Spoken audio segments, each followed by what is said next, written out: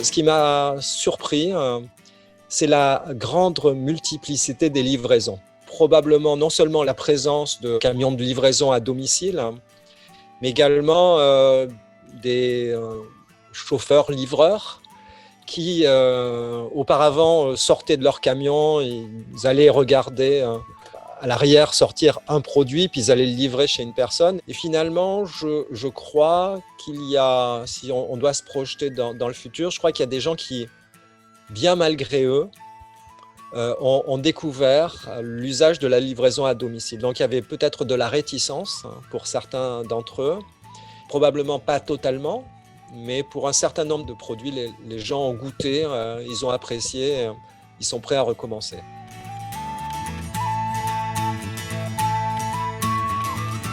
Je vais partir en arrière et revenir peut-être il y a une quinzaine d'années, où la réponse à cette question a été d'une relative simplicité. On voyait une ou deux tendances que l'on considérait comme étant solides, qui structuraient globalement l'univers des choix des consommateurs. Moi, ce que j'avais noté quand je faisais ces études il y a déjà une dizaine d'années, c'est que le comportement passait par un certain nombre de phases. Je vais prendre un exemple d'une personne parce que ça m'avait, j'avais eu tendance à le copier un petit peu, puisqu'il m'avait donné des idées qui étaient intéressantes. Mais c'était une personne qui avait commencé à acheter un whisky single malt un petit peu par hasard.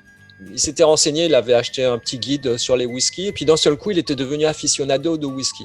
Il s'intéressait, ça lui permettait de découvrir un monde, de voyager un petit peu par procuration.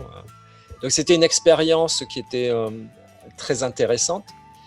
Et puis je lui dis, mais vous m'en parlez au passé. Et je ne sais pas ce qui s'est passé, mais d'un seul coup, ça s'est arrêté. Et ça, c'est une anecdote d'une personne, mais on s'aperçoit qu'il y a des produits qu'on dira, ils sont toujours présents, ils nous accompagnent. Et puis, on voit des comportements qui sont des comportements qui, pendant 6 mois, un petit peu plus, un petit peu moins, vont accompagner une famille, des consommateurs, et puis ces comportements vont disparaître.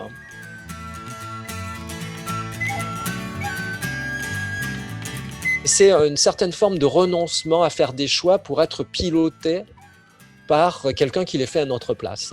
Et ça, c'est aujourd'hui le téléphone qui prend la main. C'est pas tant ce que l'on va consommer, c'est souvent le fait de pouvoir y accéder rapidement. Donc on a son téléphone à la main et ça se situe à côté. On peut y accéder facilement, c'est pas trop mauvais. Et puis après tout, bon, il faut bien manger. Et il y a aussi dans pas mal de situations où on est moins proactif vis-à-vis de son alimentation que réactif par rapport à des informations, voire même à des personnes, si on pousse à fond sur ce bénéfice holistique, que l'on appelle aussi dans notre métier l'effet majordome. C'est-à-dire, en fait, il y a le majordome téléphonique qui me connaît et qui me prescrit un certain nombre de produits alimentaires, sûrement avec quelques intentions de sa part d'aller me faire fréquenter les commerçants qui sont abonnés à ces services, je dirais. J'ai l'impression que les comportements qui étaient assez homogènes, très peu nombreux, aujourd'hui sont beaucoup plus fragmentés. Entre la semaine, dans les jours de la semaine, entre le moment du repas de midi, le petit déjeuner et le soir, où on avait beaucoup d'homogénéité, où on pouvait se dire, tiens, ce consommateur, il fait partie de tel groupe. Là, on pourrait plutôt se dire que ce consommateur, le matin, il est un petit peu comme ça, l'après-midi, il est comme ça, et le soir, il est différent. Et dans la semaine, ça change. Donc, on a un consommateur multifacette. Ça signifie peut-être qu'il est en train de tester, mais ce phénomène multifacette, je trouve qu'il dure bien longtemps, qu'il n'est pas lié à la crise. La crise l'a peut-être accentué. On a une pléthore, pas de style de vie, mais de type de consommation qui pourrait se rattacher à des styles de vie. Si on se projette aussi vers les nouvelles générations, on parle toujours d'effet de génération, il y a eu des études qui ont montré que finalement les personnes, disons de mon âge, avec des cheveux gris, ont des consommations qui sont plutôt stables. On a trouvé de bonnes habitudes et on se maintient avec ces habitudes. Ou on a trouvé de mauvaises habitudes et on se maintient avec ces mauvaises habitudes. En tout cas, on se maintient avec ces habitudes. Alors que peut-être les jeunes qui sont plus sensible aussi aux effets horizontaux, c'est-à-dire à ce que font des jeunes de leur groupe du même âge, alors que dans ma génération, on n'était plus dans une relation verticale, sensible à ce que nos parents faisaient.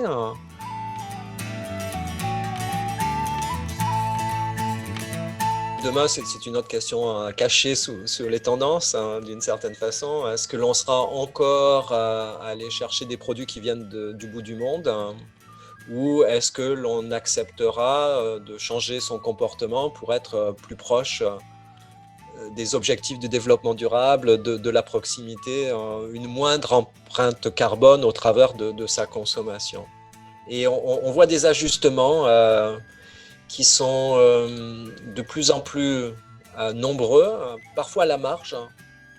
Quand ça me coûte rien, je veux bien. Quand je n'ai pas besoin de renoncer à quoi que ce soit, oui, je suis prêt à m'ajuster. Donc il y a des familles de produits. Je vais prendre un exemple pour marquer en quelque sorte le coup. Si je suis un aficionado pour une raison X ou Y de la salade en sachet, j'aurais beaucoup de difficultés à passer sur une salade de proximité, celle d'un petit producteur que je peux trouver sur le marché. Si j'achète des salades qui ne sont pas préparées, à la limite, ça ne me coûtera rien, parce que je devrais toujours les préparer, les nettoyer, les agrémenter. Ça me coûtera pratiquement rien, si ce n'est peut-être dépenser un petit peu plus pour avoir un produit issu de l'agriculture biologique ou un produit local. Donc il y a cette quantité d'efforts qu'il faut faire, pas en termes obligatoirement budgétaires ou en termes de temps passé ou même d'énergie dépensée, mais c'est plutôt un effort psychologique. C'est toujours difficile de renoncer à quelque chose. Et donc on est prêt à abandonner une pratique quand le renoncement est minimum. Ça rentre dans le cadre de ce que je pourrais appeler un portefeuille de possibilités de renoncement. Et donc, il y a celles qui vont nous coûter psychologiquement beaucoup, d'un côté, celles qui vont nous coûter moins. Et puis, finalement, c'est dans ce domaine de celles qui vont nous coûter moins que l'on va plus adapter sa consommation.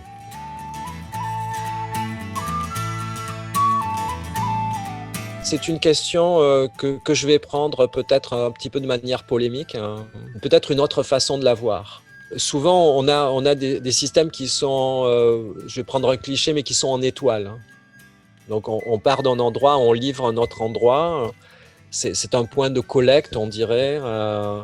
Et si je regarde la logistique alimentaire, on a des véhicules qui partent de producteurs et qui vont dans les centrales d'achat, et puis reviennent.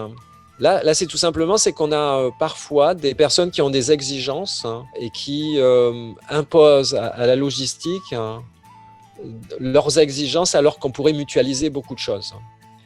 Il faut peut-être mettre la logistique un petit peu plus sous une forme de place de marché, de système où l'on puisse voir apparaître toutes les relations, au-delà de celles qu'une entreprise de logistique entretient avec ses clients, pour pouvoir mutualiser beaucoup plus de choses, pour pouvoir travailler en réseau.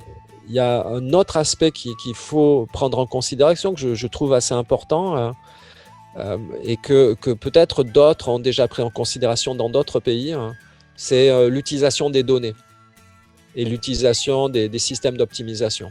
Quand on écoute, par exemple, ce que nous disent les gens de Walmart, lorsqu'ils ont une commande qui leur est demandée par l'intermédiaire de leur site internet, dans la seconde qui suit, ils sont en train de considérer 700 alternatives de livraison pour trouver la bonne.